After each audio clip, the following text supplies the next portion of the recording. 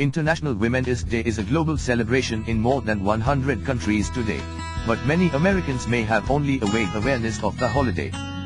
This might soon change if grassroots organizers, including the group behind this January's Women's March on Washington, succeed in their efforts to convince women around the world to join in a day of action, including a labor strike, this March 8th. As International Women's Day approaches, take a look back at its origins in the United States more than a century ago, and how far it has come since then. Controversy clouds the history of International Women's Day. According to a common version of the holiday's origins, it was established in 1907, to mark the 50th anniversary of a brutally repressed protest by New York City's female garment and textile workers. But there is the problem with that story. Neither the 1857 protest nor the 50th anniversary tribute may have actually taken place. In fact, research that emerged in the 1980s suggested that origin myth was invented in the 1950s as part of a Cold War-era effort to separate International Women's Day from its socialist roots. The historian Temma Kaplan revisited the first official National Women's Day, held in New York City on 28 February 1909. The organizers, members of the Socialist Party of America, wanted it to be on a Sunday so that working women could participate. Thousands of people showed up to various events uniting the suffragist and socialist causes, whose goals had often been at odds.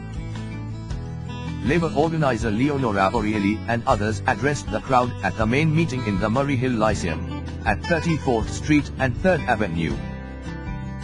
In Brooklyn, writer Charlotte Perkins Gilman, of the Yellow Wallpaper fame, told the congregation of the Parkside Church, "It is true that a woman's duty is centered in her home and motherhood, but home should mean the whole country, and not be confined to 3 or 4 rooms or a city or a state." The concept of a Women's Day caught on in Europe. On 19 March 1911, the 40th anniversary of the Paris Commune, a radical socialist government that briefly ruled France in 1871, the first International Women's Day was held, drawing more than 1 million people to rallies worldwide. With the outbreak of World War I in 1914, most attempts at social reform ground to a halt, but women continued to march and demonstrate on International Women's Day. Most dramatically, a massive demonstration led by Russian feminist Alexandra Kollontai that began on 23 February 1917, according to Russia's Gregorian calendar, it was March 8 in the West, proved to be a link in the chain of events that led to the abdication of Tsar Nicholas II and the Russian Revolution. After the Tsar's abdication, the provisional government formed until a constituent assembly could be elected became the first government of a major power to grant women the right to vote.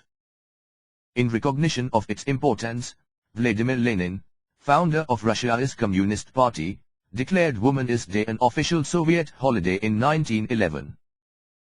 Communists in Spain and China later adopted the holiday as well. Sometime after 1945, the terminology shifted, and Women's Day became Women's Day. Until the mid-1970s, International Women's Day would be celebrated primarily in socialist countries. In 1975, recognized as International Women's Year, the United Nations General Assembly began celebrating March 8 as International Women's Day.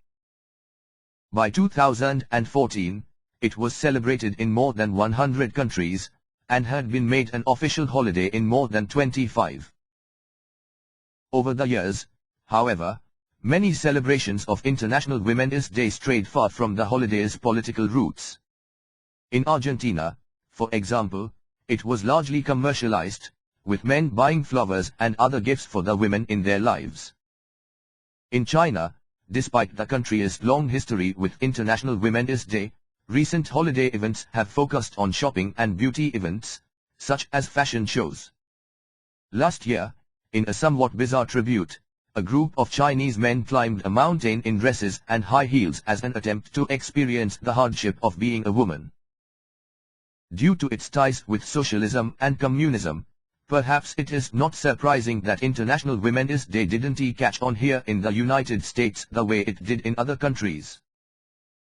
Recently, however, international digital marketing campaigns have brought the holiday, in its less political form, further into American culture, complete with corporate support from PepsiCo and other brands. In 2017, the official theme for International Women's Day is Hush Be Bold for Change, a campaign that calls on its supporters to help forge a better working world, a more gender-inclusive world. For their part, the organizers of the Women's March and the planned International Women's Strike are asking women to go even further, take the day off from paid and unpaid labor, refrain from shopping and wear red in solidarity. Whether their efforts are successful or not, these groups are seeking to reclaim International Women's Day and return it to its activist past, by continuing to demand recognition and rights for women and their work.